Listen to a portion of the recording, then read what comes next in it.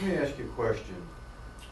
Is the primary objective of our talking this morning so that information services network can be heard as strong candidates for the reentry officer positions, those two positions? Not the prime.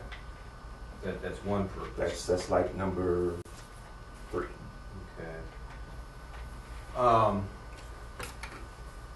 We are going to advertise that publicly so that your organization can send candidates for those two positions. We're not going to give it to anyone. We're not going to give it to any DCS employees. We're not going to give it to any fund from the public sector. We're going to interview for those positions. Based upon what criteria? We're still working on that. That's what we're here for. Okay. That's one of the other things. Well, for an example, at the meeting, I think the unanimous feeling at the conference that we had in Omaha, unanimous feeling was what? Everybody in that community agreed to what? On our side of the room. Regarding the case management. Well, I understand that they thought that was going to be an important piece to it. Can't do the case management. You can't even supervise the case management. Come again? You can't even supervise the case management. Not if you're serious about turning this thing around. We supervise the grant.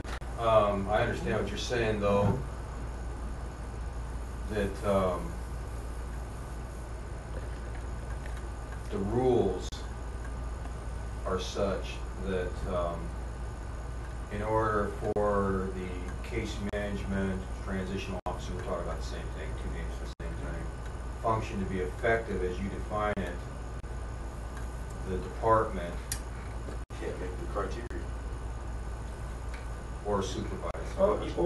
You can't have any hands on that person at all. Wow, that's a very difficult concept. I'm sure. But one of the things that we learned in the homeless strategy is that we're at a point where you have to look at serious changes in your prior strategies. Okay, we're not talking about we talking about what's that paradigm thing? How's it go around? Paradigm shift. Yeah, we're not talking about anything that you've ever done before, because everything that you've done before ain't worked. I believe the people that gave us the money to pay for those positions expect that to happen. The Office of Justice Programs, another one of those predominantly white, Right. with the rules that we're talking about this morning, things going on. And we can't violate the grant. I mean, we went into it with. If it's designed not to function, then at some point in time, somebody needs to hold their hands up. Same reason why you turned it down in the first place. Okay? If you ain't equipped to handle it, then you just don't do it, because there's a certain group in population that is being genocidally destroyed. And if there's a way to stop that, then you need to take that into consideration. Because it ain't going to change. It's going to get worse. Economically, prison for profits may work. But then... How effective are they? Plus, look what's going to happen to your communities. Look what's going to happen to your kids. Because we around. The same reason why they finally decided on stopping the busing. It wasn't to bring, it was to get our kids out of y'all's back. Okay, and now we know that. The problem is that we're not prepared to run our own schools. And it would be lovely. It would be great if we could all get together. It would. But it ain't designed that way. Okay? And in a town like Omaha, Nebraska, you have an opportunity because you can measure. You got enough numbers that you can do the kinds of follow-ups and the kinds of evaluations necessary. I'm not concerned about the Department of Corrections in this whole thing. as far as case management is concerned, 'cause I know what you're gonna do. Okay, you're gonna identify, and you're gonna release. And you got technical people that can't do the job. We got technicians that can handle all that stuff also, better than UNO or whoever. All right, equipment-wise and history-wise. But you don't already get any money. But if we have case management, that'll turn around also. When that person gets out and gets into them streets, Just right. okay, you ain't gonna be able to keep up with it or her. Okay? Not unless they let us. And they ain't gonna let you. History shows that. But I'm concerned about them service providers that's got to do this without being funded. Okay? That's who I'm concerned about.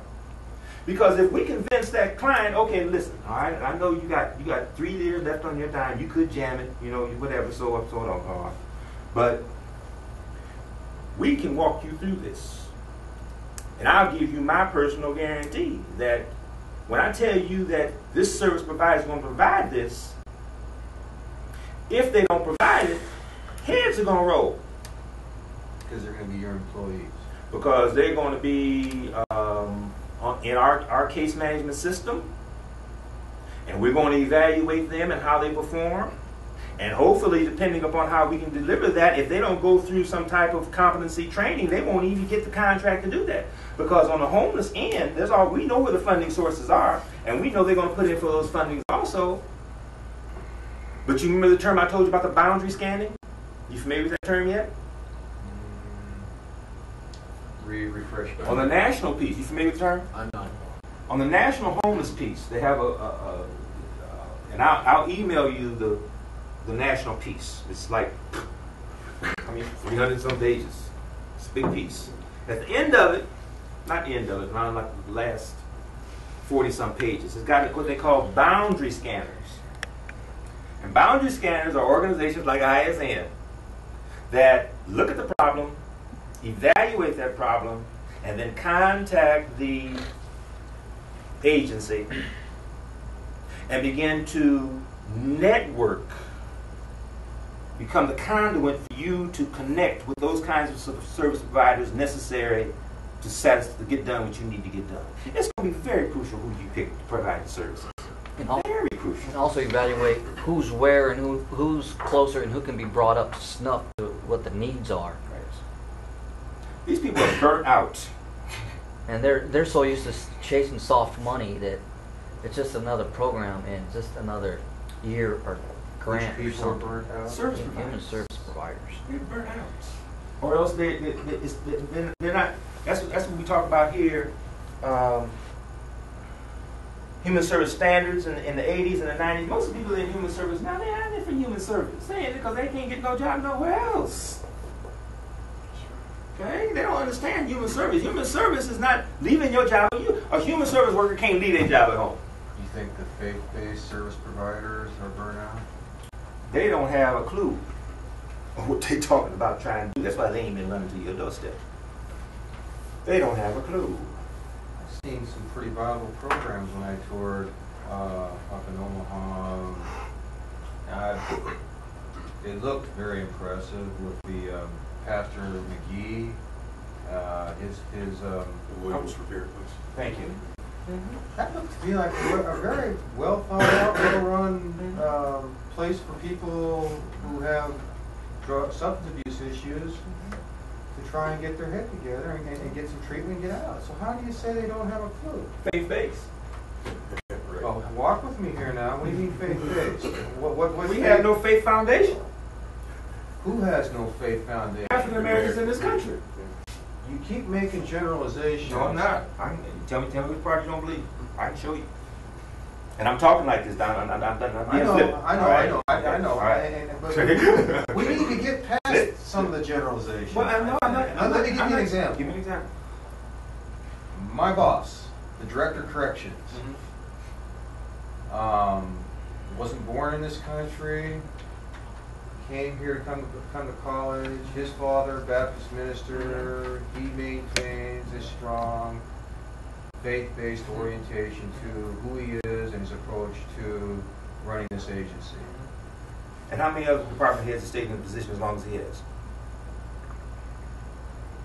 For corrections. Period. Across the period. board. He is like the senior. Right. Senior Why? Because he's Don't adapted. make no waves. Oh, he made a lot of waves. No. Let me tell you the example. He almost got himself fired over locating the prison in Tecumseh instead of McCook because Governor Nelson, his boss, was from McCook and wanted to site the prison there. Made no waves for us. I'm talking about us. Okay, let's talk about what waves we're talking about. Right. Yeah, that's He the made wave a I'm lot of talking waves about. for his Only boss. wave I'm talking about is African Americans. And I'll say that one of the things that you are capturing my attention on is we all know in this room that the vast majority of clients in the reentry pilot in those 4 area zip codes are going to be African American. Mm-hmm. Okay, let's just put that out there. Oh, that's why we're here. We know that. You ain't got no choice.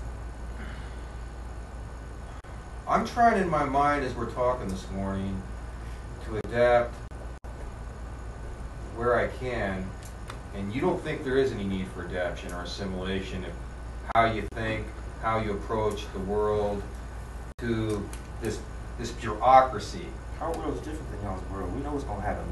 When they go back into the community, they know what it's going to be. You know where they're going to go, who they're going to know meet. what's going to happen. Ain't no trying to figure it out. They know what it is because it ain't changed and it ain't going to change. Ain't no service providers that made any attempt to change it. You know where they're Catholic going. Charities is the bounce only around. organization that has made any attempts to do it. Any attempts. They changed their whole harm reduction mode based upon our experience with the vets. Because they learn hand on hand. You don't have nobody that's gone through what we went through. There's no other organization in this state, maybe in the nation, that did what we did. What makes your program solely different than anybody else's program for reentry? One, we have experience dealing with the clientele in a home environment, not just daytime, a home environment. Different We than live. some of the other organizations that are. Yeah. Because I mean, if There's I not, there are none. Name one. But no, I can't name one. I'm just saying. But if I were to talk to some of these other organizations, and they would say probably similar. I think we've got an excellent program that does this and does that. And what makes your program so stand out against everybody Because else? we're a conduit. I mean, you have to understand. You mentioned, that Williams Repair Base. They are faith-based, but there's still only one service provider. Versus us, we try to network all of them and be the central point of making sure they're all on the same level and that they're all on the same plane. What else? Another thing that makes us very unique is our ability to connect them to us and each other. And With our the technological technology, component. and the technology to Our deliver you the advanced. kind of data that. If you ran this for us, what would it look like? 85 to 95%. It used to be just 80 to 70%. Now it's up to about 95% of our clients, our prisoners, our inmates have substance abuse issues. Seems to me that's a big one. What would it look like for ISN to address that issue? Same thing we did with homeless vets. 99% of the homeless vets had substance abuse, all the ages from the ages of 72 to, I think our youngest might have been around 32. Okay, what would it look like? First of all, the evaluation before coming to anybody, your LMH, they got to understand what they're doing. They got to understand what they're doing. They got to know what questions to ask. Okay? So the instruments we use to assess degree of... Well, that has no validity at all. We know them. We know all that stuff. We got to get around to all that. How do Reality you know is about the self-assessment? The inmate tells you, the client tells you, yeah, I've had a problem with drugs for a long time. I was high when I did it, and I was doing it to get drugs. Don't you think they would be more apt to tell us that than tell you that? They tell us that all the time. But we be there with them, and we know where they come. We know when they come in there where they're going and where they're going. Okay. All right. Our philosophy is that we have to be able to target and remote within a 4-hour period of time. Any client that makes any deviation from any type of plan set up by the LMH, we want to know it and correct in 4 hours. LMH, what's that? Licensed mental health practitioner. Yeah, that's who does your initial evaluations. Actually, they're KDAX. KDAC? Yeah. They got to be Mental health tough. is- They got to be bad. Yeah. Yeah. They got to protect the community because the first time one of our clients kills someone, no matter what color they are, this program is going to be in a world of hurt. Our tracking system is when there's any kind of sign of deviation, any kind of sign, because we're going to deal with them straight up. It's called reality therapy. We work with Dr. White. You know Dr. James White? He's African American, one of the tops in the city. I know about reality therapy. Yeah, that's what we use, and that's the only thing that will get past this value system. All right. Now I understand, brother, where you're coming from. What is it that you want? What is it that you want? I have an idea of what you want. I'm trying to figure out how we could use it. I'm role playing now. Okay, go ahead. All right. You're not a brother. I appreciate it, but you're not a brother at this time. What we did in the homeless vets program, see, workforce development contracted ISN to do the outreach because they knew our background. Okay, and they knew we could bring what we needed to be bring in. And in that same process, when we went out to outreaching, we had contracts with each individual. So we became their liaison. All right? So that when they set for the first initial interview, we sat right there with them. All right? And everything they said and everything, we had all that information. Okay? We handled the case management even though workforce development was getting paid for it. We did it without getting paid for it. Okay? So that as they began to move around, when the LMH started evaluating them and started doing their interviewing and their diagnosis and then their treatment philosophies, whenever there was any kind of deviation, we was right there on it. Most of the time, the deviation happened on the service provider's end. Mm-hmm. Right. Okay? And because of our contract, not only with the clients, but the two contracts, one for housing with Catholic Charities and the other with case management, we were able to have some type of authority as it applies to that service provider, which snapped them to real quick. All right? Because all the money was reimbursable money. And if you didn't turn over what you're supposed to turn over, your paperwork ain't right. And you didn't get paid.